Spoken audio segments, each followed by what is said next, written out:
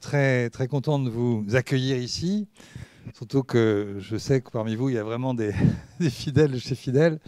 Et on a aujourd'hui donc une séance, enfin une session sur la Première Guerre mondiale. C'est Dominique Vidal qui a conçu l'UP cette année, Paix et guerre au Moyen-Orient, en essayant d'avoir une vision assez chronologique. Et donc là, nous parlons de la Première Guerre mondiale.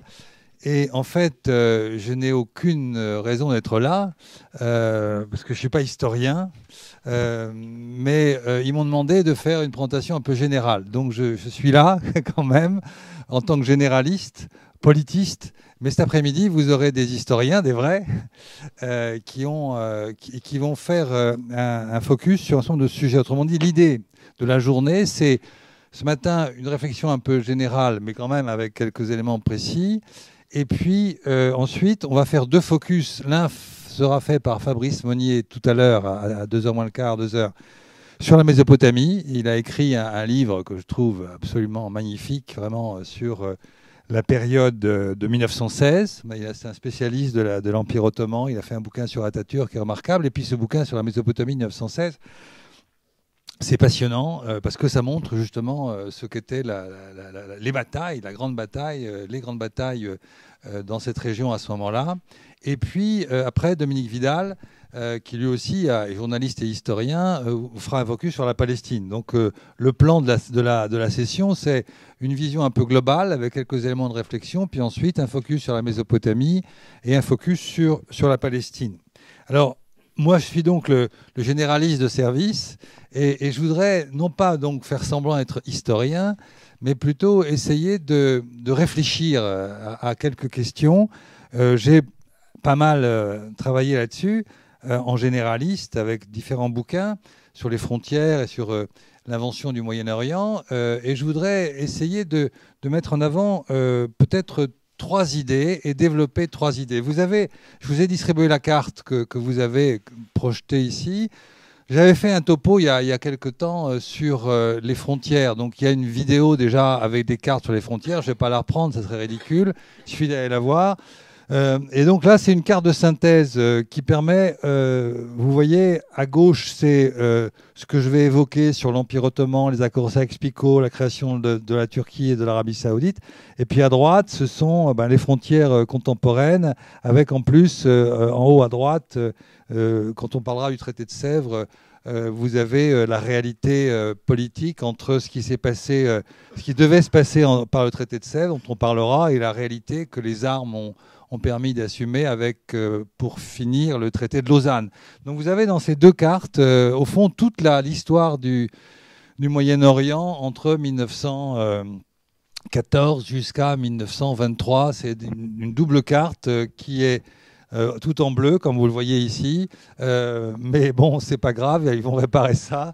Et vous l'avez de toute façon sous les yeux. Donc c'est une carte qui va être très utile dès qu'elle sera rétablie. Voilà. Sur mes 3 points, je vais repartir de 3 idées, disais-je. Donc une idée que j'ai déjà évoquée lors de la séance dite inaugurale, et puis 2 autres que je n'avais pas évoquées et sur lesquelles on pourrait réfléchir. C'est au fond réfléchir à ce que ça veut dire l'émergence des États à ce moment-là au Moyen-Orient. Et il y a 3 points. Le premier point, c'est que nous sommes dans des logiques, évidemment, des logiques impériales. Vous les connaissez, j'y reviendrai peut-être plus ou moins en détail selon ce que vous souhaitez. Ensuite, il y a une question qui m'a toujours beaucoup intéressé, c'est ce que représentaient les nations de cette époque, les peuples de cette époque, et comment, au fond, ils ont géré leurs aspirations et comment ces aspirations ont été accueillies. Et enfin, un troisième point je voulais vous le montrer sur la carte, mais qui nous renvoie à, au fond, ce qui n'a pas été directement lié aux accords Sykes-Picot, encore que pour une part, on le verra, les accords Sykes-Picot étaient concernés. Donc il y a 3 idées, et c'est au fond avec comme fil rouge l'idée que qu'est-ce que c'est que cet État qui vient s'imposer dans le Moyen-Orient contemporain. Alors sur le premier point, c'est donc l'idée des logiques impériales. Voilà, la carte est revenue, c'est génial. Ces logiques impériales, c'est le premier point, les aspirations nationales le second, et puis ce que j'appellerais les entrepreneurs politiques, le troisième. Alors sur le premier point, je l'avais évoqué déjà, Sarah, je le reprends plus ou moins en détail en fonction de ce que vous souhaitez. C'est l'idée que dans ces logiques impériales, bon, c'est la carte de gauche. Et cette carte de gauche, elle est assez explicite. On passe d'un empire, qui est l'Empire ottoman, qui est en bleu. C'est à peu près l'idée de cette ligne bleue que vous voyez, c'est l'Empire ottoman.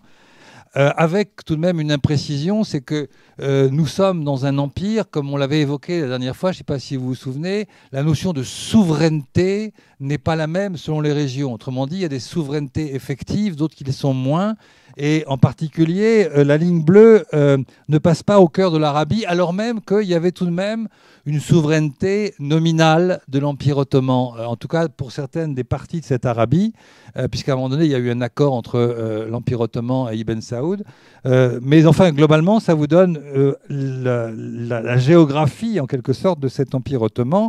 Et la grande affaire, ça va être, comme j'avais résumé la dernière fois, c'est qu'il y a deux empires qui vont donc emporter la guerre, c'est la France et la Grande-Bretagne. Et donc j'avais eu cette opposition que je reprends aujourd'hui. C'était, il faut d'abord qu'elles se partagent la domination, la France et la Grande-Bretagne, et qu'ensuite elles vont exercer ce que j'appellerais une domination sans partage. Cette dualité que j'avais évoquée, que je reprends ici. Je la reprends ici sur le premier point d'abord, sur le partage de la domination. C'est-à-dire qu'on a... Vous le savez, on a plusieurs fois évoqué ici la thématique, c'est que la France et la Grande-Bretagne ne sont pas du tout sur le même plan. Vous vous souvenez de cela? Il suffit d'ailleurs de regarder la carte. La Grande-Bretagne a des intérêts considérables et a commencé évidemment par l'essentiel, c'est-à-dire l'Empire des Indes. Autrement dit, nous avons ici toute la problématique de la route des Indes qui doit passer par le canal de Suez. Et c'est pour ça, comme vous le savez, que l'Égypte avait mis la main sur la Grande-Bretagne avait mis la main sur l'Égypte dès 1882 avec le canal de Suez qui a été ouvert en 1869. Tout le pourtour de l'Arabie, on voit bien que, avec les dates que vous avez sur cette carte, la Grande-Bretagne avait des accords dominants avec tous ces émirats tout autour de la mer Rouge jusqu'à Aden. Et donc on a vraiment une problématique britannique tout à fait importante. Et il y a aussi, pendant la guerre, en 1915 notamment, il y a toute une réflexion stratégique de la Grande-Bretagne sur ce qu'on ferait de cette région après la guerre, dont on pensait évidemment qu'on la gagnerait. J'avais écrit un bouquin qui s'appelle « Les frontières du Moyen-Orient » il y a quelques années, dans lequel je détaillais cette stratégie britannique qui envisageait plusieurs possibilités, y compris des possibilités très ouvertes. Il y a même l'idée d'un système fédéral. Enfin, tout est envisagé par les Britanniques. Et en définitive, ce qui va se passer, vous le savez, c'est qu'il va falloir qu'ils négocient avec les Français. Et donc, ils vont partager cette domination qu'ils auraient voulu assumer pleinement s'ils avaient pu le faire. Vous vous souvenez aussi, c'est une affaire très, très classique, qu'ils ont passé ils ont fait des promesses aussi bien aux Arabes qu'aux mentionnistes. Vous connaissez tous cette idée de promesse contradictoire, c'est-à-dire qu'on promet en 1915 aux Arabes qu'ils auront un État indépendant sans qu'on donne exactement les contours de cet État arabe, et au mouvement sioniste, dont Dominique Vidal parlera tout à l'heure, c'est la fameuse déclaration de novembre 1917. Et donc, ce que je crois qu'il faut retenir, c'est que les Britanniques ont vraiment un intérêt stratégique très fort par rapport aux Français, qui ont des intérêts dans la région, à la fois culturels et économiques, principalement au Liban et une partie de la Syrie, mais qui n'ont pas cet intérêt majeur, d'autant que, si vous prenez simplement une date dont vous parlera en détail tout à l'heure Fabrice Monnier, si vous prenez l'année 1916, qui est l'année où il y a des combats tout à fait importants dans cette région, eh bien, ce sont des combats qui sont conduits par les Britanniques, pas par les Français. Et si vous prenez l'année 1916, de février à décembre, c'est la bataille de Verdun. Donc, si simplement on évoque ça, 1916, la France est à Verdun, si je fais un résumé un peu rapide, mais c'est quand même pas faux. Et il n'y a pratiquement pas d'armée française à ce moment-là dans la région, à l'exception de quelques contingents, notamment ce qu'on a appelé la mission française au Hedjaz, dont on avait fait ici, peut-être certains y avaient assisté, on avait fait un petit, avec Louis Blin, il y avait un film d'époque qui montrait la mission française au Hedjaz en 1915. Mais c'était très, très ciblé, et c'était une mission française plus logistique que militaire, et qui représentait quelques milliers d'hommes. Ça n'avait rien à voir avec les centaines de milliers d'hommes que l'armée britannique a engagés pendant cette période. Et je le répète, Monnier vous en parlera tout à l'heure beaucoup mieux que moi.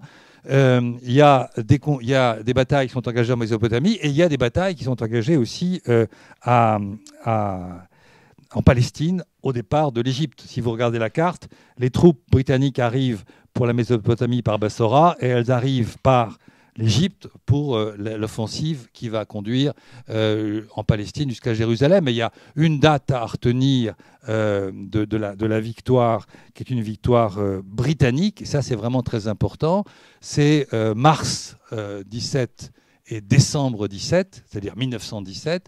Mars, c'est l'arrivée du général Maud, l'entrée du général Maud à Bagdad. Et décembre 1917, c'est l'entrée du général Allenby à Jérusalem. Et ces deux dates, donc mars et décembre, c'est donc la victoire des Britanniques à ce moment-là. Donc, quand on dit partage de la domination, je reste encore sur cette idée-là de partage de la domination. La domination, elle se fait d'abord d'un point de vue diplomatique, et ensuite en fonction d'un rapport de force. C'est-à-dire qu'il y a d'abord une négociation entre Français et Britanniques pour se partager ce territoire, et ensuite il y a une évolution des rapports de force. Ce que je voudrais que vous reteniez, puisque je vous disais que ce n'était pas un travail d'historien mais plutôt de réflexion, l'idée importante, me semble-t-il, c'est que ce n'est pas vrai que les accords Sykes-Picot sont les accords Sykes-Picot seulement. C'est-à-dire qu'en fait, les accords Sykes-Picot, c'est une carte, je vais venir dans une seconde, mais ensuite, c'est une réalité géopolitique sur le terrain. Et ce qui l'emporte, finalement, c'est la réalité géopolitique sur le terrain, même si on tient compte de Sykes-Picot. Je m'explique. Les accords Sykes-Picot, c'est ce que vous avez sur la carte de gauche, et ce sont donc les accords entre la France et la Grande-Bretagne. Et cet accord nous donne, vous le voyez sur la carte, en gros, le vert, c'est britannique, et le violet, c'est français. Et la différence de couleur, vous vous souvenez sans doute de cette idée, c'est que quand c'est très foncé, le vert foncé veut dire une administration directe. Quand ce sont des assurés sur cette carte, ça veut dire plutôt l'idée qu'on accompagne un pouvoir, et que par conséquent, on a plutôt l'idée d'avoir des conseillers. Donc c'est une administration indirecte. Et pareil pour la France, vous voyez que la France se réserve le littoral comme administration directe, mais pas le cœur de la Syrie. C'était très très important à ce moment-là, où il n'y aurait eu que des conseillers. Donc nous sommes dans ce schéma où on se partage le territoire au nord et au sud, avec deux remarques fondamentales que vous connaissez sûrement. La première remarque fondamentale, c'est que vous voyez que la Palestine, avec cette configuration géographique qui n'est pas celle que nous connaissons, qui a évolué depuis évidemment, eh bien cette configuration géographique nous renvoie à un système international. Nous ne sommes ni dans la zone française, ni dans la zone britannique. C'est supposé être un statut international dont les contours ne sont pas vraiment précisés. Et puis, vous regardez aussi à l'est, et vous voyez que la partie, on le voit d'ici, la partie de Mossoul est en territoire réservé, en principe, au mandat français. Vous voyez, ça va jusqu'à la frontière perse. Et donc, le Mossoul, le fameux vilayet de Mossoul, est dans le giron français à ce moment-là. Et il suffit de regarder sur la carte de droite pour voir que l'Irak, en 1925, va prendre en compte le vilayet de Mossoul. Vous voyez la carte de droite dans les frontières modernes. Donc, si je retiens l'idée, on s'est partagé le territoire de cette façon-là. Mais ça, c'est un partage qui se fait en mai 1916, et c'est un partage de diplomates. Et je crois qu'il y a une idée centrale, c'est qu'il y a des diplomates pendant cette période, mais il y a des soldats. Et les diplomates, sans les soldats, ça ne va pas très loin. De même qu'un soldat sans un diplomate, ça ne va pas très loin. Autrement dit, il y a ce fameux paradigme de Raymond Aron, de la dialectique du soldat et du diplomate. Et entre parenthèses, cette dialectique du soldat et du diplomate, elle est tout à fait valable dans bien d'autres époques. Si vous regardez ce qui s'est passé en Syrie ces derniers temps, on est en plein dans la dialectique du soldat et du diplomate. Donc là, nous sommes dans la séquence diplomate. Sauf que ensuite, il y a la séquence du soldat. Et la séquence du soldat, c'est ce que j'évoquais tout à l'heure, c'est-à-dire en fait le fait que les Britanniques sont les seuls à imposer leur volonté sur le terrain. Ce sont les Britanniques qui remportent toutes les batailles. Il n'y a pas d'armée française véritablement. Il y a quelques contingents, je le répète, mais c'est des contingents relativement mineurs. Par conséquent, lorsque la guerre se termine en 1918, les Britanniques ont évidemment envie d'avoir une autre vision des accords Sykes-Picot, c'est-à-dire les accords Sykes-Picot revisités en fonction de la réalité des rapports de force sur le terrain. Et ça conduit à cette fameuse, on l'a évoqué déjà ici à plusieurs reprises, cette fameuse rencontre entre Lloyd George et Georges Clemenceau, président du Conseil français et le Premier ministre britannique. Vous vous souvenez de ce dialogue entre Lloyd George et Clemenceau? Ça se passe à l'ambassade de France à Londres le 1er décembre 1918. Et c'est assez extraordinaire parce que le dialogue, je le connais presque par cœur. Il y a 4 lignes ou 5 lignes, on n'en sait pas plus. Lloyd George dit à Clemenceau, non, Clemenceau commence, qu'est-ce que vous voulez? Et Lloyd George répond, vous vous souvenez? Je veux la Palestine. Voilà, ça se passe comme ça. Et Clemenceau dit, bon, vous l'aurez. Et Clemenceau rajoute, quoi d'autre? Alors, Lloyd George dit, je veux aussi Mossoul. Et Clemenceau dit, bon, ça c'est plus compliqué, mais vous l'aurez aussi. Ça sera plus compliqué, il y aura des négociations qui vont durer plusieurs années. Ça veut dire quoi? Si vous réfléchissez à cette discussion à l'ambassade de France, ça veut dire qu'on remet en question les accords Sykes-Picot, ou disons on les revisite, disons ça comme ça. Mais vous voyez, les deux inflexions, elles sont fondamentales. Un, pour les Palestiniens, parce que du coup, ça veut dire que la Palestine, qui était avec un statut international, bascule dans la zone britannique. Et en ce qui concerne Mossoul, alors Mossoul, c'est beaucoup plus compliqué, parce que les Turcs vont vouloir la revendiquer, et ça sera rattaché plus tard à l'Irak. Mais en tout cas, dans cette discussion, ça veut dire que désormais, ça sera les Britanniques qui auront la main sur le vilayet de Mossoul.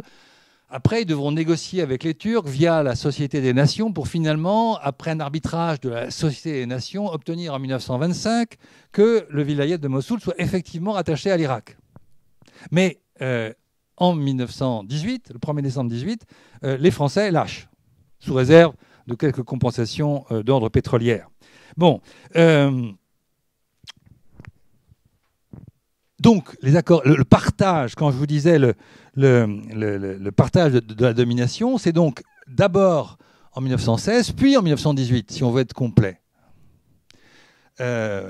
Et ensuite, Clemenceau va exiger que l'armée française s'installe, parce qu'évidemment, pour pouvoir contrôler ces territoires, il faut des soldats. On revient à la dialectique du diplomate et du soldat.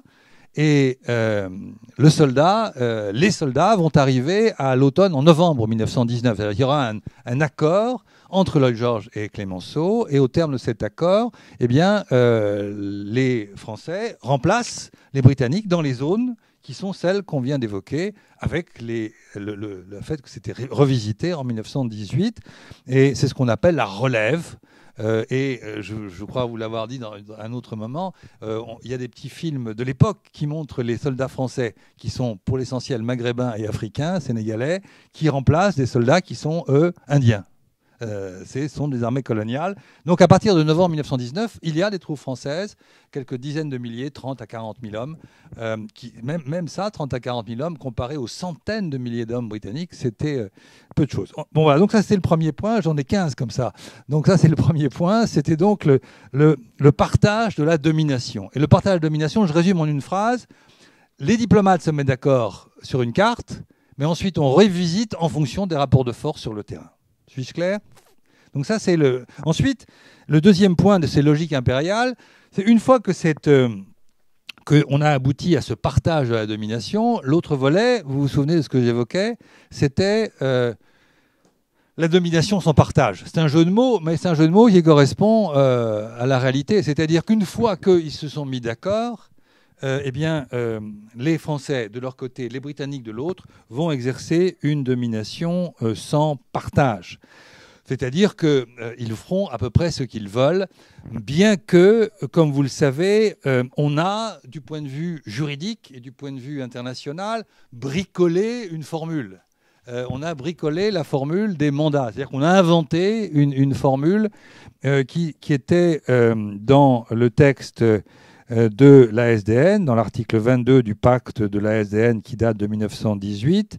Et on a une formule dont je vous cite juste une phrase. Les mandats vont s'appliquer aux territoires habités par des peuples non encore capables de se diriger eux-mêmes. Non encore capables de se diriger eux-mêmes. C'est ça, c'est la phrase de l'article 22 du pacte de la SDN qui continue sur l'idée d'une mission sacrée de civilisation. C'est-à-dire qu'il y a cette idée que ces pauvres gens ne sont pas capables de se... Ça n'a rien à voir, ça, c'est pas ma carte. Voilà, je reviens. Donc, je crois que c'est très important de se promener comme ça à travers la clé carte, mais c'est pas grave. Donc, je crois qu'il faut retenir cette idée de la dimension coloniale qui est très forte, quoi. Donc, il y a ce bricolage des mandats qu'on invente. Donc, le mandat, vous savez, c'est quelque chose qui se situe entre la colonisation directe et puis l'indépendance, quoi. Donc, il fallait trouver quelque chose qui permette l'indépendance, parce que les mandats, c'était provisoire, mais qui en même temps accepte l'idée que les puissances coloniales colonisent, quoi. Voilà. Donc le mandat, c'est un bricolage juridique.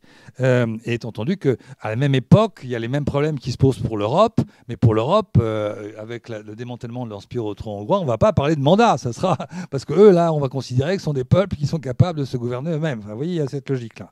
Donc voilà. Donc on instaure les mandats, et c'est à la conférence de San Remo d'avril 1920, donc quelques mois après ce pacte de la SDN, à San Remo, que, eh bien, on distribue les mandats, c'est-à-dire qu'on va avoir des mandats pour la France et des mandats pour la Grande-Bretagne. Alors, en quelques mots, parce que je ne veux pas rester trop longtemps là-dessus, la France va donc obtenir un mandat sur le Liban et la Syrie, étant entendu qu'au moment où elle obtient ces mandats, ce sont des territoires qui ne sont pas encore découpés en Syrie et Liban, et la France va avoir une politique qui va consister à jouer assez largement les minorités et les communautés, puisqu'elle va décider, je vais y revenir dans la deuxième partie, elle va décider donc de faire un grand Liban, et puis elle va découper la Syrie en plusieurs États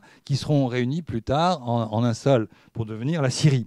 Nous avons donc le Liban et la Syrie, et du côté britannique, il y a une grande conférence en avril 1921 au Caire, une conférence où il y a des photos de cette conférence où on voit tous les dignitaires de l'Empire qui sont, on les a nommés, enfin les Arabes les ont appelés les 40 voleurs. Ils étaient une quarantaine. Vous avez tous les grands personnages et une dame, Madame Bell, Gertrude Bell, qui est là et qui vont donc décider du sort de l'Irak, enfin de la Mésopotamie, parce que c'est pas l'Irak, la Mésopotamie et la Palestine. Et vous le savez, on va donc décider de mettre sur le trône de l'Irak, puis sur le trône de la Transjordanie, on va mettre les fils du shérif Hussein de la Mecque, avec lequel la Grande-Bretagne avait signé, dans la correspondance entre MacMahon et Hussein, la reconnaissance assez vague malgré tout d'un État arabe. Donc on va en partie au fond tenir compte de cette promesse, en donnant donc à l'Irak a un fils, c'est Faisal en l'occurrence, qui va devenir roi d'Irak. Et pour la Transjordanie, ça sera l'autre fils qui sera Abdallah, dont Abdallah II est l'arrière-petit-fils. Le fils de Abdallah, c'est Talal Hussein, Hussein Abdallah II. Voilà. Et cette configuration va isoler complètement la Palestine qui aurait pu s'étendre jusqu'à Amman et bien au-delà. Et en fait, il y a une séparation qui est voulue par les Britanniques, qui l'arrête au Jourdain. Donc le mandat sur la Britannique s'arrête au Jourdain après leur décision de 1922, aux grandes dames des sionistes qui espéraient que ça irait bien plus loin. Ils estiment que c'est le premier partage de la Palestine, que c'est le partage de 1922. Donc on a donc là un découpage par les grandes puissances coloniales de l'époque, avec évidemment un élément dont Dominique Vidal parlera tout à l'heure en détail, c'est que dans tous ces pays, il va y avoir une affirmation nationale dans certaines conditions pour aboutir à une indépendance. En Palestine, je ne vous apprends rien, il y aura évidemment la question centrale du foyer national juif, et par conséquent inscrit dans le cadre du mandat britannique en Palestine. Et par conséquent, on a là un double problème, c'est-à-dire la question de l'indépendance pour les Arabes de Palestine, mais aussi la question très vite qui va se poser de la création d'un État juif. Donc c'est ce que sera l'objet de la conférence de Dominique tout à l'heure. Donc je reprends tout cela. Logique impériale, c'était ma première partie, avec deux idées, et je suis passé un peu vite exprès, vous allez voir pourquoi. Donc partage de la domination par les accords Sykes-Picot, et domination sans partage ensuite.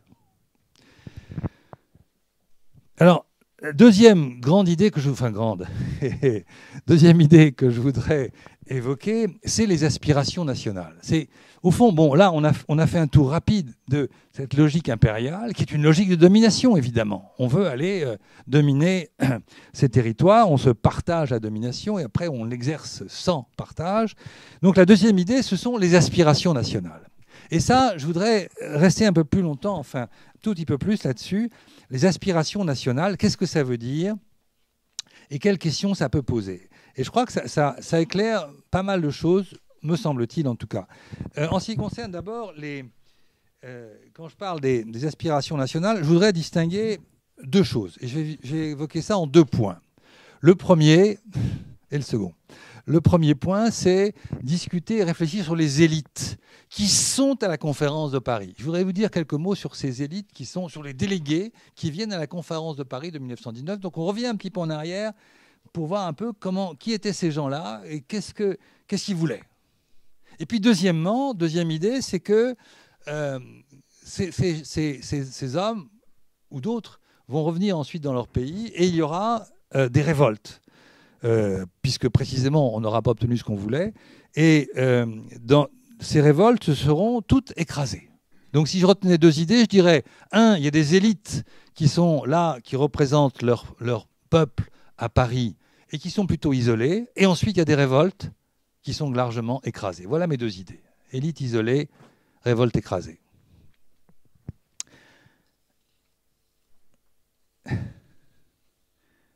Alors d'abord le premier point. L'idée d'élite isolée. Alors c'est une formule qu'il faut un peu préciser. Concrètement, ça veut dire quoi? Ça veut dire que pendant la conférence de la paix à Paris, c'est-à-dire qui démarre au début de 1919 et qui, en ce qui concerne cette région, va se terminer par le traité de Sèvres l'année suivante, au mois d'août 1920, on y reviendra. Mais c'est aussi la période qui conduit au traité de Versailles en 1919. Enfin, c'est toute la période de négociation. C'est donc une conférence absolument essentielle, fondamentale, que vous connaissez tous forcément. Et donc, à cette conférence de Paris, où on parle de tout, évidemment, on parle de l'Allemagne, on parle de l'Europe, on parle de ces pays et ce qu'on va en faire, il y a donc des délégués qui viennent. Des délégués qui viennent présenter leurs aspirations. Et ces gens qui viennent, moi j'en distingue, on peut longuement discuter des typologies qu'on peut faire, mais j'en distingue, disons, deux types. Il y a celles qui vont être vraiment isolées et celles qui, en fait, le seront beaucoup moins et qui auront l'appui de la France ou de la Grande-Bretagne. Donc on a affaire à des catégories différentes. Les premières, ce sont les représentants des Arabes et des Kurdes. Les secondes, ce sont les représentants des chrétiens, enfin des Libanais, soyons plus des Libanais chrétiens. C'est le représentant du mouvement sioniste et c'est, dans des conditions très particulières, des représentants des Arméniens. arabes, kurdes, d'un côté, qui représentent démographiquement, évidemment, les parts les plus importantes. Hein. Et puis, il y a les Libanais, le mouvement sioniste, les Arméniens. Et ils viennent tous à la conférence de Paris. Alors, je ne vais pas entrer en détail tout ça, ça va être trop long, mais c'est assez passionnant de voir qu'est-ce qui se passe. Alors, si je prends par exemple, d'abord, prenons un ou deux cas, peut-être pas tous, mais commençons par Faisal. Faisal est celui qui est donc le fils du shérif Hussein de la Mecque. Je ne reviens pas à ce que j'évoquais tout à l'heure. Et c'est celui qui a conduit cette fameuse révolte arabe de 1916. Donc on a tous à l'esprit, avec Laurent Zarabi, enfin c'est toute cette épopée. Les Britanniques avaient voulu déstabiliser en partie les Ottomans avec cette révolte que Hussein avait lancée en juin 1916, après avoir obtenu, croyait-il, des promesses de la Grande-Bretagne pour avoir un État indépendant. Hein, c'était dans cette logique-là. Donc Faisal vient à Paris. Alors, anecdote mais révélatrice. Il arrive en novembre 1918, il arrive sur un bateau britannique, sur un croiseur britannique. Alors vous allez me dire, qu'est-ce qu'on s'en moque? Il arrive en métro qui n'existait pas, ou en croiseur britannique, mais c'est très symbolique. C'est les Britanniques qui l'invitent. Les Français n'en veulent pas. Donc c'est un croiseur de la marine britannique qui emmène, le 22 novembre 1918, Faisal à Paris. Les Français, apprenant cela, donnent instruction aux diplomates à Marseille de le garder à Marseille.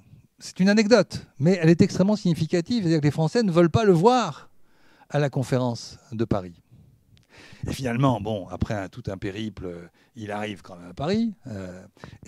À Paris, eh bien, les autorités, enfin la conférence de la paix, ne souhaitent pas tellement le recevoir. On va finir par le recevoir, mais on le reçoit à quel titre? Et on le reçoit au titre de représentant du Hedjaz, c'est-à-dire le territoire de son père, le shérif Hussein, mais pas au titre de représentant des Arabes. Il devra s'affirmer, c'est tout un combat politique, et lui-même va rester des mois à Paris sans pouvoir rencontrer Clémenceau. C'est une affaire très compliquée. Et finalement, bon, il obtient de rencontrer Clémenceau à plusieurs reprises.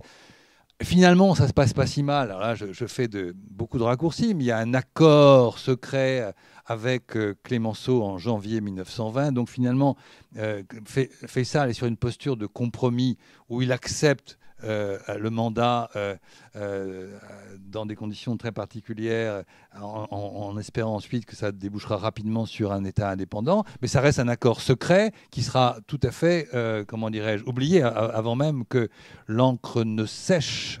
Et ensuite, Faisal va rentrer chez lui. Il sera déjà revenu à deux reprises à Damas. Il revient à Damas. Et là, il est tout à fait en contact avec une réalité politique qui a beaucoup évolué. Et à Damas, on veut l'indépendance. On ne veut pas de ce mandat. Et à l'inverse, ce qui se produit, vous connaissez l'histoire, il arrive en janvier 1920, c'est-à-dire juste après l'accord qu'il a signé avec Clémenceau. Il arrive en janvier 1920. Il va créer ce fameux royaume arabe fugitif au printemps 1920.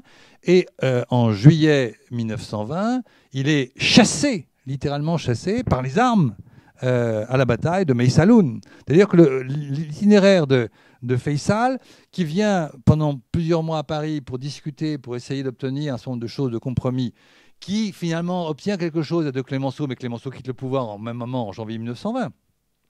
Il rentre et il sera battu par les troupes du général Gouraud, et donc exit Faisal qui sera ensuite récupéré pour se retrouver roi d'Irak, puisque les Britanniques vont le récupérer après qu'il ait été chassé de Damas.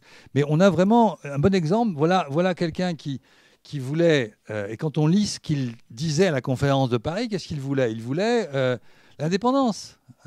Il y avait vraiment cette dimension nationaliste sur laquelle je reviendrai encore tout à l'heure, mais finalement, c'est un échec. Je prends un deuxième exemple. Ça, c'était le premier exemple avec Faisal.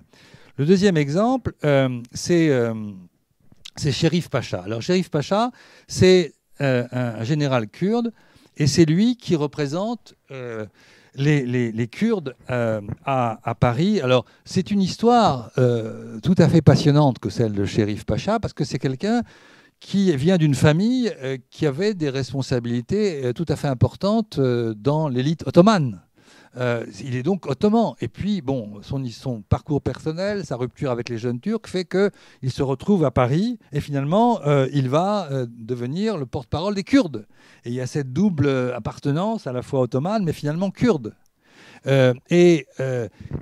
Quand on quand on lit ce qu'il va proposer à la conférence de Paris, là encore, c'est l'idée de l'indépendance des Kurdes.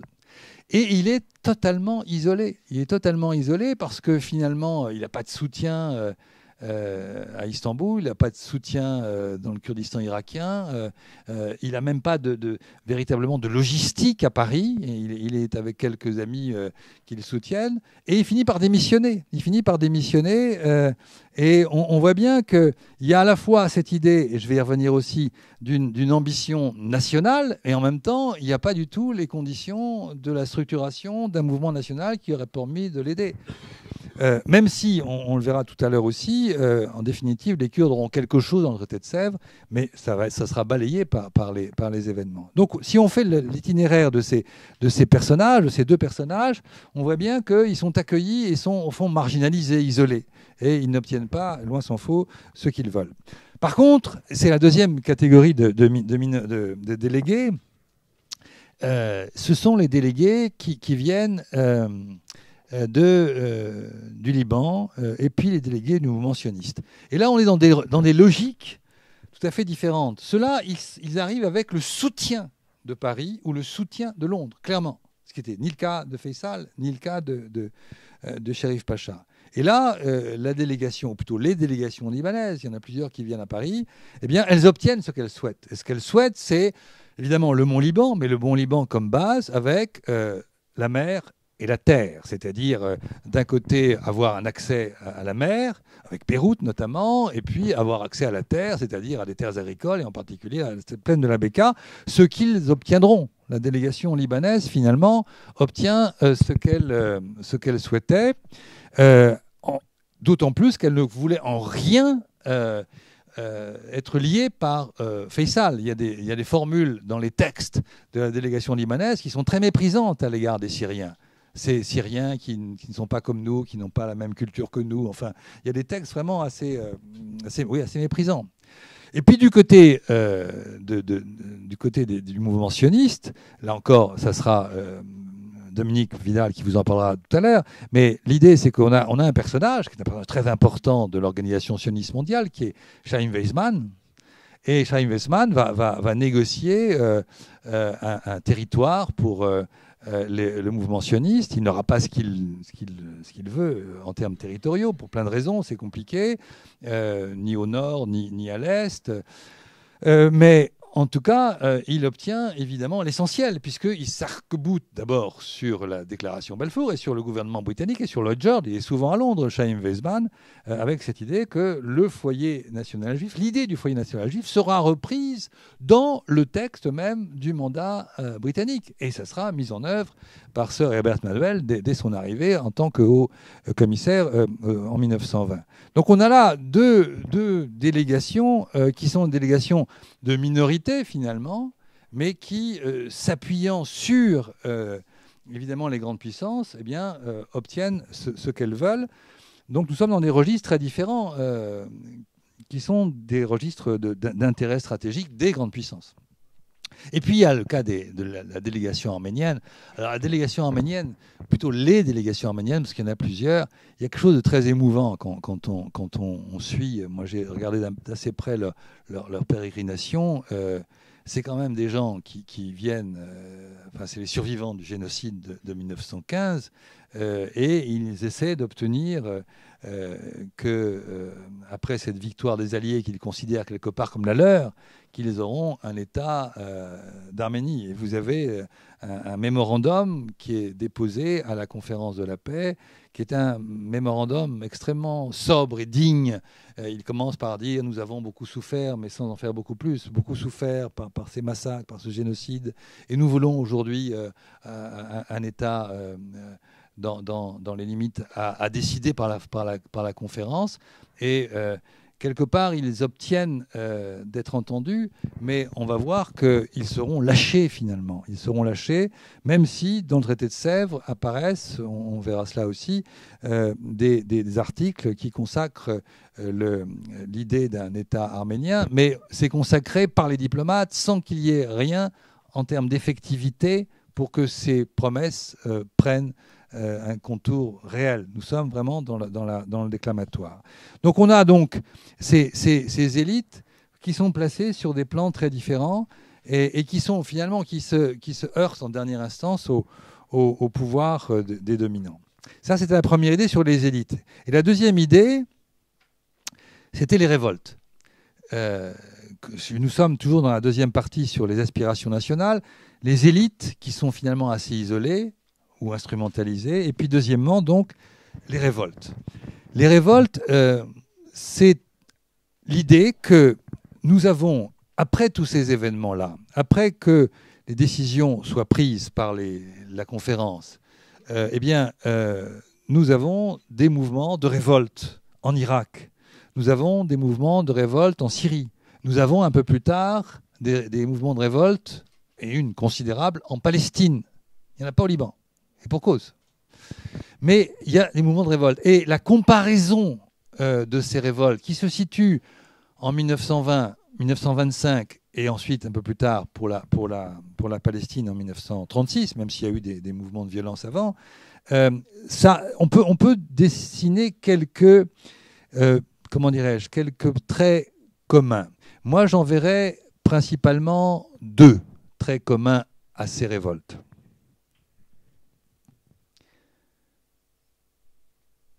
Le premier, c'est que il y a quelque part, à mon sens, ça se discute, une contradiction entre l'aspiration nationaliste qui est développée par un certain nombre d'élites et les réalités concrètes des sociétés traditionnelles dans lesquelles on se situe. C'est la première idée. Et la deuxième idée, c'est que le rapport de force sur le terrain est évidemment totalement asymétrique et que la puissance coloniale a tous les moyens d'écraser ces révoltes. Dans un premier temps, on est davantage dans l'idéologie, la sociologie. Dans le second temps, on est davantage dans l'idéologie aussi, mais aussi dans la réalité militaire. Alors sur le premier point, sur les nationalistes et la société traditionnelle. Là encore, quand on lit les déclarations des leaders de ces révoltes, on a clairement, à mon avis, un discours nationaliste. Je prends un exemple, parce que je ne peux pas évoquer tout, mais juste un exemple. Il y a ce qu'on a appelé la révolte druze. Et dans la révolte druze, en 1925, il y a un personnage qui est Sultan Atrache. Atrache est une grande famille druze. Cette révolte, elle démarre dans le Djebel Druze. Et en fait, Sultan Atrache, dans ses déclarations, dit, j'ai le texte quelque part, il dit mais ce n'est pas une révolte druze, c'est une révolte syrienne. Nous voulons l'indépendance de la Syrie. Et donc, il y a chez lui cette volonté d'avoir un discours nationaliste et une affirmation nationaliste. En Irak, les leaders, qui sont des leaders du clergé chiite, avec donc des problématiques quelque peu différentes, sont aussi dans une démarche, à minima, de chasser l'occupant, de chasser les Britanniques. On est vraiment dans un discours de ce type. En Palestine, c'est un peu la même chose. On a cette volonté d'une affirmation nationaliste. Or, moi, ce qui me frappe, quand je disais que je posais des questions plus que des réponses, ce qui me frappe, c'est que, en fait, quels sont les échos de ce discours nationaliste dans une société traditionnelle en 1920 ou 25, en Palestine, en Irak ou en Syrie.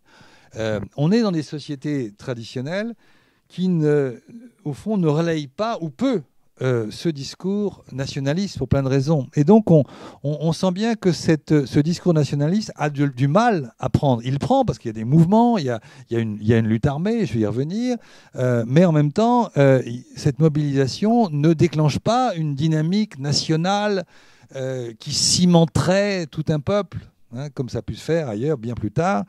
Et donc, on est dans cette contradiction entre ce discours nationaliste et ces sociétés traditionnelles, comme si ce discours nationaliste se heurtait à un terrain sociétal qui n'est pas complètement prêt à recevoir un discours nationaliste. Ce que je dis là est un point de départ, ce n'est pas un point d'arrivée, mais c'est une vraie interrogation. Ensuite, le deuxième volet de ce que je voulais dire, c'est le volet du rapport de force sur le terrain. Et sur le rapport de force sur le terrain, on a quelque chose de très clair, c'est qu'on a évidemment une asymétrie tout à fait considérable du point de vue des rapports de force. On a les armées coloniales d'un côté, et on a de l'autre des groupes qui s'organisent, qui se structurent avec des soutiens malgré tout assez limités et des moyens matériels tout aussi limités. Cette séquence sur le plan des rapports de force, elle se situe à plusieurs niveaux. Le premier niveau, moi, ce qui m'a frappé en lisant un certain nombre de choses, c'est le fait que les chefs politiques et militaires des puissances coloniales sont, comment dirais-je, dans une arrogance coloniale tout à fait considérable. C'est-à-dire qu'il y a une espèce de mépris de l'autre qui transparaît dans ce qu'ils disent. Je pourrais vous citer tel ou tel personnage, et ils sont tous comme ça, quelle que soit leur formation, qu'il s'agisse de militaires, c'est le cas de beaucoup, mais aussi de civils. Il y a cette idée que quels sont ces gens qui se révoltent, et il y a face à cela la volonté, l'idée qu'il ne peut pas y avoir de compromis. Ils refusent tous les compromis. Si on prend par exemple 1925 en Syrie, vous avez une séquence où à un moment donné, on peut penser qu'il va y avoir des compromis, enfin en tout cas une négociation entre la révolte syrienne, pas simplement druze, et puis le pouvoir militaire et le pouvoir politique du mandat français. En réalité, ce compromis est immédiatement ou très vite, on démarre une négociation et puis on la marginalise tout de suite et on envoie les troupes. Et on envoie les troupes sans limite. On va jusqu'à, en 1925, vous connaissez l'histoire, Sarraï, le militaire, va bombarder Damas. Il ne va pas hésiter pendant plusieurs jours à bombarder Damas pour réduire la révolte qui avait donc atteint Damas, puisque Atrache avait pris un certain nombre de contacts avec des partis sunnites arabes pour pouvoir faire en sorte que cette révolte ne soit pas simplement druze. Et il y a un bombardement, et c'est resté dans la mémoire collective syrienne, ce bombardement en 1925. Et ce bombardement de 1925 est très symbolique. Après, Sarraï a été si loin que finalement il sera remplacé, et on a un civil qui arrive à sa place. Et en fait, c'est assez étonnant quand on regarde ce que fait ce civil. On se dit, bon, il va sans doute prendre en compte l'échec de ce qui vient de se passer. Et par conséquent, on peut penser qu'il va y avoir une négociation, une ouverture. En fait, il négocie, il évoque la négociation au mois de novembre 1925, mais novembre, c'est la veille de l'hiver. Autrement dit, on ne peut pas faire d'opération militaire en novembre. Et très vite, le civil qu'on vient de nommer bascule et va décider que ce sera la répression. Et on va écraser la révolte. La révolte sera écrasée en Syrie. La révolte sera écrasée en Irak, dans un autre contexte, avec d'autres considérations, mais au fond avec un peu les mêmes logiques impériales. Et puis, bien plus tard, en 1936, vous connaissez l'histoire, évidemment. On a une révolte qui commence par une grève générale, puis ça devient une révolte armée, ça va durer des années, et ça va être aussi une révolte qui sera complètement écrasée, et qui va, comment dirais-je, éliminer toute une partie de ce qui aurait pu être la classe politique palestinienne. En 1936-37, 10 ans plus tard, il n'y a plus de classe politique palestinienne au moment du plan de partage de 1947. Donc ces moments de révolte sont des moments qui sont des moments clés.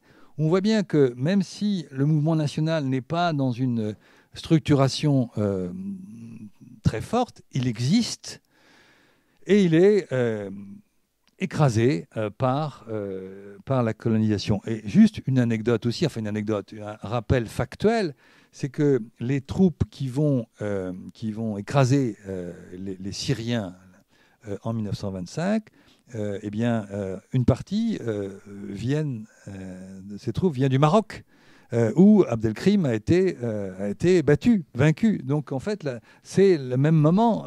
Maroc et la Syrie, au fond, on est dans les mêmes logiques. Et la France reprend une partie des forces qu'elle avait engagées au Maroc pour, comment dirais-je, mettre un terme à la révolte, en Syrie. Et donc, si je parle de tout ça, c'est parce que on voit bien que ces aspirations nationales, c'est le titre de ma deuxième partie dans laquelle nous sommes toujours, on voit bien que ces aspirations nationales, elles existaient. Alors, on pourrait discuter à l'infini, on peut faire des colloques sur quel est le degré, l'intensité de ces nationalismes. C'est très complexe comme affaire. Mais on voit bien qu'elles existaient, même segmentées, même partielles, et en même temps, nous sommes dans une période où elles sont dans un rapport de force tel qu'elles sont écrasées. Donc, élite instrumentalisées ou isolées, et les révoltes sont tout à fait écrasées. Et je crois que ces moments-là, 1920, 21, enfin les années 20, sont des années essentielles pour comprendre l'actualité contemporaine. On sort avec Pierre Blanc là dans quelques jours. Je fais un peu de pub, un petit bouquin. Je fais un peu de pub, un tout petit bouquin, enfin, qu'on a appelé l'invention tragique du Moyen-Orient, où on développe tout ce que je viens d'évoquer ici et puis il y a d'autres choses, parce que je pense que ça a beaucoup de sens cette période-là dans les résonances qu'elle a pu avoir par la suite. C'était mon deuxième point. J'en avais 3. Donc il me reste 1. Donc le premier point, c'était donc évoquer cette logique impériale avec le partage de la domination et la domination sans partage. Deuxième partie, c'était les aspirations nationales à travers ces élites qui ont été plus ou moins isolées ou instrumentalisées, et ensuite ces révoltes qui ont été écrasées. Et enfin, troisième point, c'est une autre logique qui est celle de ce que j'appellerais des entrepreneurs politiques qui finalement réussissent à construire des États, donc la dynamique d'entrepreneurs politiques. Et ces entrepreneurs politiques ont réussi à créer des États dans des conditions tout à fait différentes des échecs, si j'ose dire, qu'on vient de voir ailleurs. Et si on regarde la carte bleue qui est là, bon, c'est pas grave. Si on regarde la carte que vous avez de toute façon sous les yeux, vous avez ce que j'appellerais l'espace Sykes-Picot, c'est-à-dire le cœur du Moyen-Orient. Et puis au nord, il y a la Turquie, et au sud, il y a l'Arabie. Et quand je parle des entrepreneurs politiques, je parle effectivement de l'un et de l'autre, de la Turquie et de l'Arabie. La Turquie et l'Arabie qui sont dans des logiques différentes. Alors je ne suis spécialiste ni de l'un ni de l'autre, moi je suis un pauvre généraliste, mais ça suffit pour pouvoir réfléchir à un questionnement. Vous avez un superbe livre de Fabrice Monnier sur Atatürk, là, qui est là, remarquable, qui vous donne à penser ce qui s'est passé avec Mustafa Kemal, en plus avec un plan du livre que je trouve extrêmement intelligent. Alors, sur la Turquie d'abord, l'Arabie ensuite. L'idée, c'est qu'on est dans des logiques différentes, sauf que on est toujours dans le même paradigme du soldat, de la dialectique du soldat et du diplomate.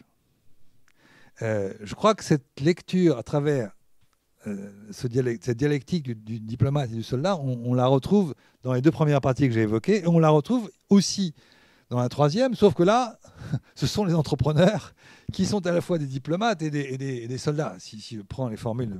Alors si je prends la Turquie, et pour m'en tenir à l'essentiel, il y a deux textes que vous connaissez sûrement et qui sont essentiels.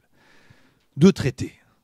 Toute l'histoire de cette région à ce moment-là se situe avec ces deux traités. Le premier, c'est le traité de Sèvres, en août 1920, et le second, c'est le traité de Lausanne en juillet 1923. 3 ans, 1920-1923. Alors, je voudrais vous dire un mot de l'un et de l'autre de ces traités. Le traité de Sèvres. Alors, le traité de Sèvres, c'est quelque chose de très intéressant du point de vue diplomatique.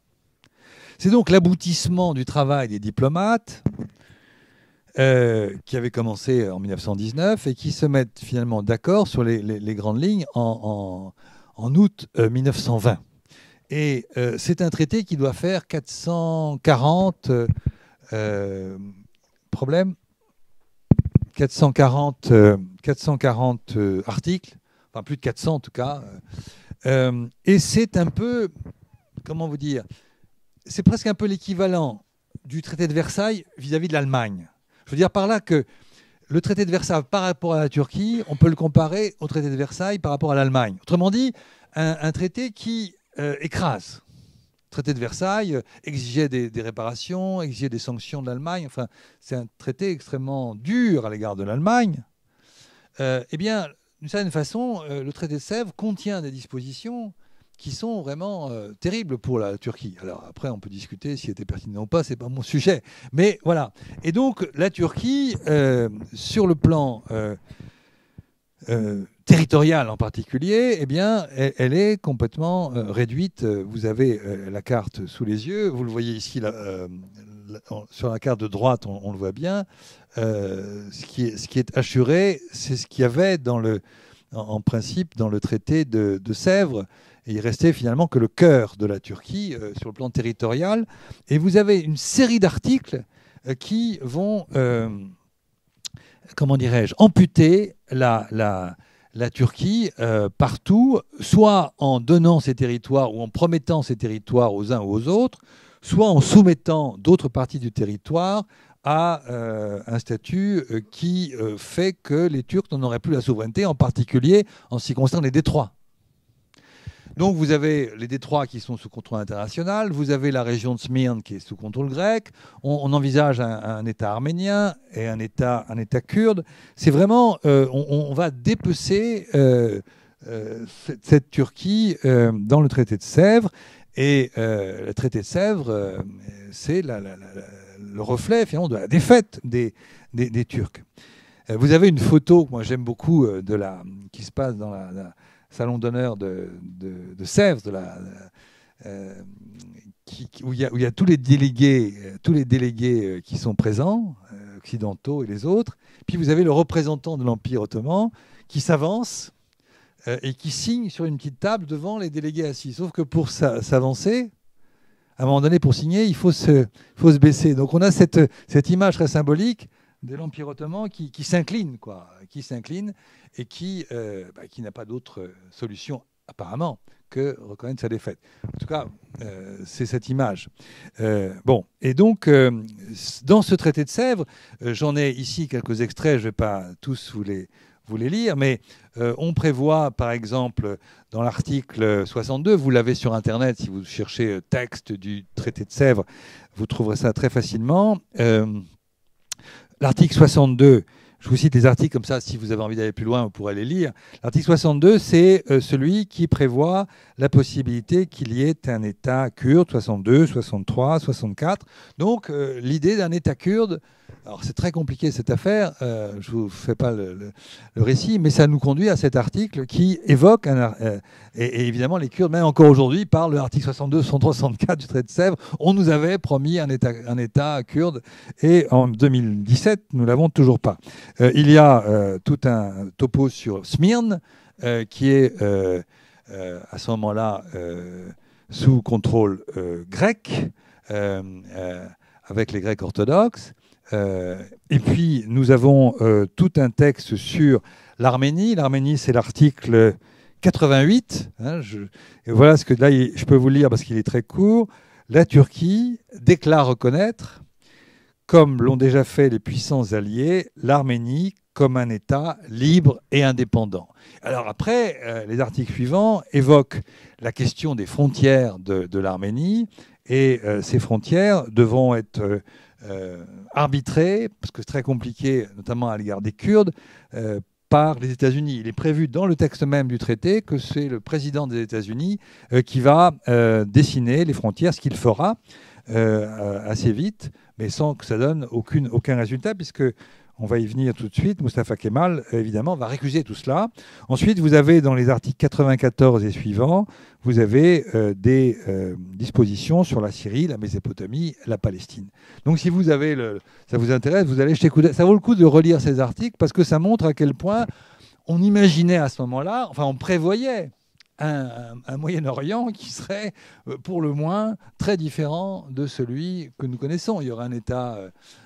il y aurait, les Grecs seraient à Smyrne, les Turcs seraient uniquement à Ankara, les détroits seraient contrôlés par les puissances coloniales, les Arméniens, les Kurdes auraient leur État, les Palestiniens auraient pu avoir le leur. Enfin bref, nous sommes dans des logiques. Et c'est typiquement le paradigme du soldat et du diplomate. Ce sont les diplomates. Sauf que les soldats d'Atatürk vont récuser complètement ce traité. Et vous avez sur les cartes, vous regarderez attentivement si vous le souhaitez ce que vous avez, on voit bien que Mustafa Kemal, avec une armée nationale, et qui est en plus arc-bouté sur un État fort, eh bien, va balayer les uns et les autres. Il va battre les Grecs, il va battre les Français, bref, tout ce qui était les prétentions qui avaient été formalisées par le traité de Sèvres sont balayées. Avec des situations dramatiques. Si je prends l'exemple de Smyrne, à l'automne 1922, l'armée de Kemal Atatürk bat l'armée grecque doit repartir, et c'est la fin de toute une série d'exodes qui sont l'exode des Grecs orthodoxes. Les Arméniens ont été massacrés avec le génocide de 1915. Les Grecs orthodoxes sont aussi, vont partir, et il y aura à l'issue de cela une convention en janvier 1923, qui va organiser, vous connaissez cette affaire qui est quand même assez considérable, va organiser l'échange de population entre les musulmans qui se trouvaient en Grèce et les Grecs qui se trouvaient en Turquie, qui devront, pour l'essentiel, pas tous, mais presque tous, aller donc un transfert de population qui va porter sur des centaines de milliers de gens. Dans l'Atlas du Moyen-Orient qu'on a fait avec... on a mis des cartes sur cette convention de janvier 1923 qui sera intégrée au traité de Lausanne. Et donc tout ce qu'on vient d'évoquer, je fais de la pub pour le bouquin, mais il n'y en a même pas à vendre ici, il n'y en a qu'un, donc je suis un mauvais vendeur, si toutefois vous voulez l'acheter. Bref, donc tout ceci va se concrétiser par le traité de Lausanne en juillet 23, le traité de Lausanne qui va consacrer les victoires sur le terrain de la Turquie et au fond avaliser ce que j'appelle moi le silence des armes, quoi. C'est-à-dire que ce sont des victoires militaires qui dessinent cette région avec ces massacres de Grecs orthodoxes et aussi des massacres d'Arméniens dans la Cilicie. Il y avait encore des Arméniens survivants du génocide de 1915. Les Français se retirent. Il y a eu encore des massacres d'Arméniens à ce moment-là. Donc c'est vraiment une période terrible, tragique évidemment, et évidemment. Plus question d'État arménien, plus question d'État kurde. C'est en fait l'État moderne kémaliste qui va se construire. C'est une autre histoire qui se dessine. Donc ça, c'est donc un entrepreneur politique. C'est assez fascinant de voir à quel point il a été en capacité de... Voilà. Et on me rappelle l'horaire, mais j'en ai plus que pour 2 heures. C'est bon. Donc... le deuxième volet, c'est donc l'Arabie. Alors, l'Arabie, je vais être bref, d'autant plus que je ne suis pas plus un spécialiste de l'Arabie que de la Turquie, mais c'est quand même fascinant là aussi. Vous avez beaucoup moins de choses sur l'Arabie, mais en gros, vous avez des flèches là qui sont très, très indicatives. Comment résumer ça en quelques mots ? 1901.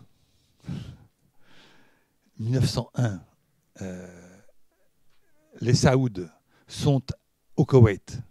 Ils s'ennuient au Koweït, comme dit un des auteurs qui a travaillé là-dessus. Ils s'ennuient au Koweït. Le reste de l'Arabie est en quelque sorte fragmenté en différents émirats. Le Hejaz est tenu par la famille du shérif Hussein de la Mecque. Le Hassa est tenu par les Turcs. Et toute une série d'émirats sont en fait contrôlés indirectement par les Britanniques. Donc on est là dans ce schéma très fragmenté. 1901. L'année suivante, 1902, c'est la prise de Riyad par Abdelaziz Ibn Saoud. Et c'est, je vais vraiment faire bref, c'est le début de l'histoire de la construction de l'État d'Arabie qui va devenir saoudite. On va passer de 1902, prise de Riyad, arriver jusqu'en 1932. Et c'est aussi passionnant de voir comment ces flèches sont très symboliques. Elles montrent comment, à partir de Riyad, les troupes d'Ibn Saoud, avec laquelle il y a une alliance avec les fameux Ikhwan, avec les frères, qui sont à la fois une secte idéologique wahhabiste, et puis aussi quelque part une armée de mercenaires qui vont être en partie au moins le fer de lance de ces batailles jusqu'à ce que Ibn Saoud s'en sépare, enfin qu'il y ait un conflit avec les Ikhwan, et ils vont conquérir tout ce qu'ils pourront conquérir. Et sur la carte, et je fais vraiment bref, il y a une intelligence politique, à mon sens, d'Abdelaziz Ibn Saoud. Au fond, il va le plus loin possible en sachant s'arrêter pour aller plus loin. Voilà comment je dirais les choses. C'est-à-dire qu'il se heurte évidemment aux Britanniques. Il se heurte aux Britanniques et il sait arrêter ses batailles pour ne pas s'affronter aux Britanniques. Et on pourrait prendre plein d'exemples lorsqu'il va vers le Koweït, par exemple, quand il va vers l'Irak, quand il va vers Aqaba. Il voulait Aqaba. Il voulait absolument Aqaba. Ce sont les troupes britanniques qui l'empêchent militairement, et il s'arrête. Autrement dit, on a vraiment l'idée de quelqu'un qui veut étendre au maximum son royaume et qui en même temps sait s'arrêter pour mieux consolider les victoires politiques, avec évidemment comme moment clé après la guerre, bien après la guerre, avec en plus le fait que les Britanniques sont partis. C'est en 1924-25, c'est la prise de la Mecque et de Médine, c'est-à-dire que c'est le fait qu'ils vont prendre le Hejaz et chasser la famille du shérif Hussein, qui était plus défendu que par le fils du shérif Hussein, Ali. Donc cette grande rivalité entre les Saoud et les Hussein se termine par la victoire de Ibn Saoud qui va proclamer l'État d'Arabie saoudite. Et c'est intéressant que ça s'appelle l'Arabie saoudite, ça devient saoudite, comme on parlera de la Turquie kémaliste. C'est pour ça que je parlais de deux entrepreneurs politiques. Et donc on est dans les logiques complètement différentes. On est dans une logique nationale qui réussit avec la Turquie parce qu'il y a des racines très fortes, anciennes. Et puis pour l'Arabie, nous sommes dans des logiques complexes, tribales, religieuses, qui aboutissent quand même à créer un État qui est aujourd'hui un État important. Bon, alors, j'arrête parce que sinon je vais me faire. C'est à moi de respecter l'horaire, donc on doit s'arrêter vers midi 15. Mais juste un mot pour terminer en conclusion. Quand on dit État, quand on dit frontière, je voudrais juste jouer sur les mots. Quand on dit frontière, il y a des frontières naturelles. Ces frontières naturelles, elles existent dans l'imaginaire.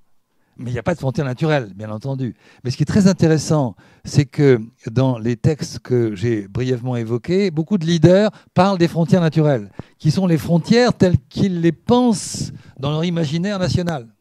C'est des représentations. Donc pas de frontières naturelles, et en même temps, dans l'imaginaire, elles sont là. Vous voyez ce que je veux dire ? Le shérif Hussein, pour lui, il y avait des frontières naturelles. Mais pas lui seulement. Ensuite, est-ce qu'on peut parler de frontières arbitraires s'agissant de cela ? Peut-être, parce qu'effectivement, ça a été décidé, imposé par les grandes puissances, et en dernière instance, ça a été réglé par les armes, la plupart du temps.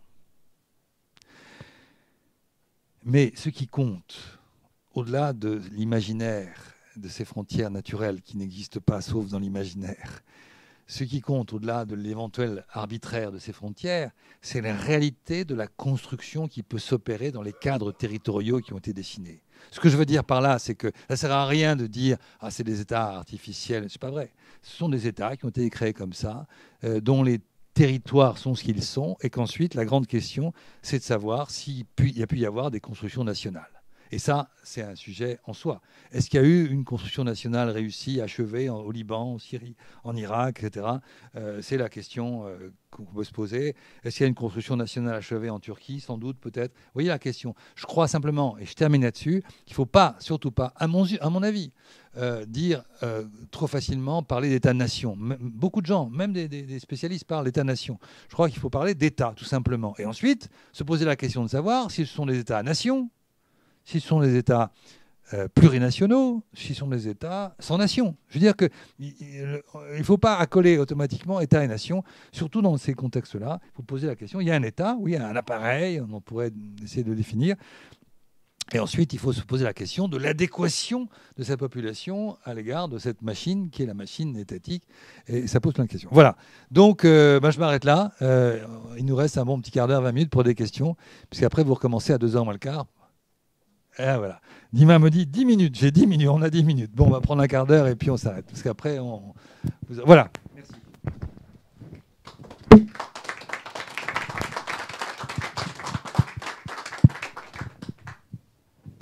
On passe aux questions. Avec une seule remarque pour les questions, vous ne me posez que des questions auxquelles je sais répondre. Sinon, je ne marche pas. Allez-y. Bonjour, merci. Je pense que vous saurez y répondre. J'ai lu récemment que, à propos des frontières arbitraires ou non, que les Français, enfin les diplomates français et britanniques s'étaient calés sur des frontières, enfin pas des frontières, mais des territoires déjà définis du temps de l'Empire ottoman pour la Syrie, l'Irak et tout ça. Est-ce vrai? Qu'est-ce que vous pouvez nous dire là-dessus? Je réponds comme ça. Oui, alors c'est vrai en partie qu'il y avait un découpage des administratifs ottomans et que c'est vrai, un certain nombre de ces limites, elles sont liées à ces découpages. Et en même temps, il y a eu plusieurs découpages. Donc il faut savoir de quel on parle, première remarque. Et puis ensuite, on dépasse très vite cela parce que dans la réalité, les intérêts des uns et des autres ont fait qu'il y a eu des négociations qui n'ont plus du tout pris en compte ces vilayettes.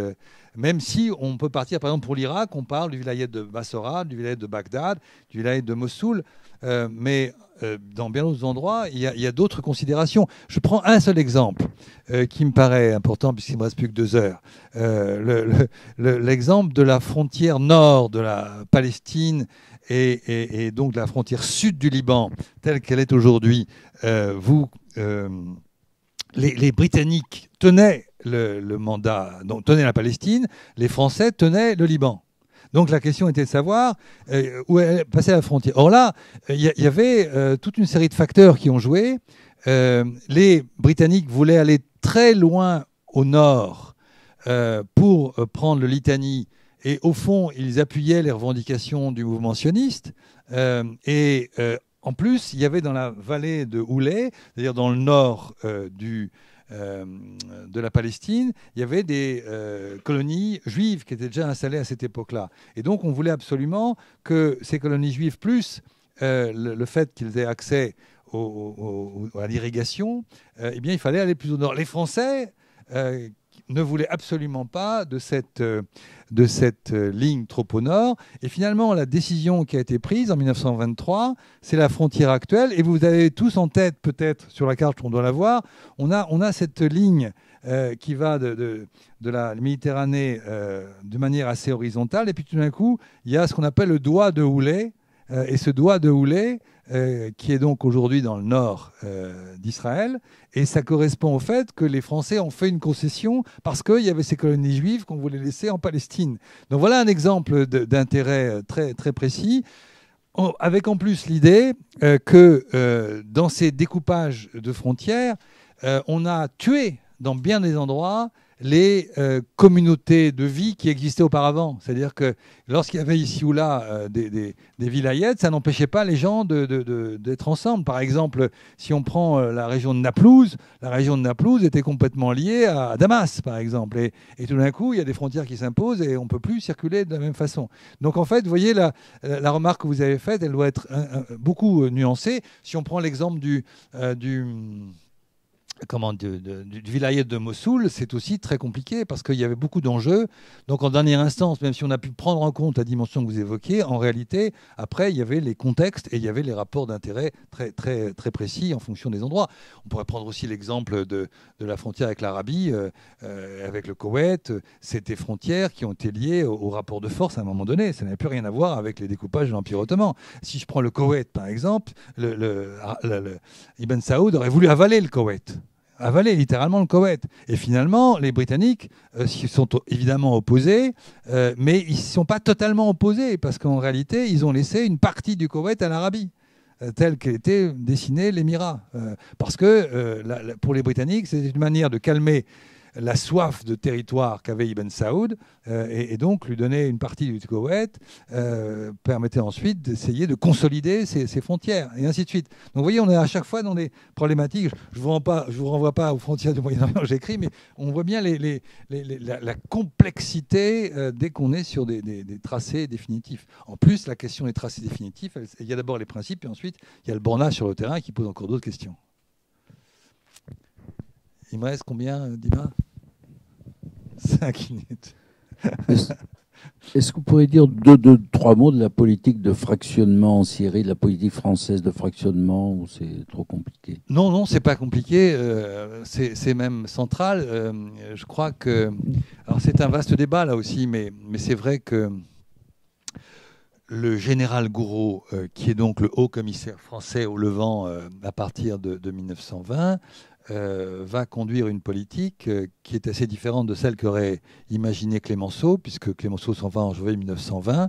Et en fait, le découpage que va décider le gouvernement français et Gouraud, ça se passe en septembre 1920. Et il le dit clairement dans ses correspondances. Il s'agit de diviser pour mieux s'imposer. Et on a ainsi... le Grand Liban, c'est-à-dire qu'on donne satisfaction aux Libanais avec ce que j'évoquais tout à l'heure, accès à partir du Mont Liban, accès à la Bekaa, accès à Tripoli, accès à la mer, à Beyrouth, tel que le Liban est aujourd'hui. On va avoir un État des Alaouites, on a l'État d'Alep, l'État de Damas, et puis un peu plus tard, en 1921, le mandat français signe avec les grandes familles, dont Al-Atrache, un traité avec les Druzes, pour le Djebel Druze. Donc on joue la carte maronite, on joue la carte druze, on joue la carte alaouite. Et en fait, ça ne durera pas très longtemps, puisqu'il va y avoir ensuite une unification de la Syrie.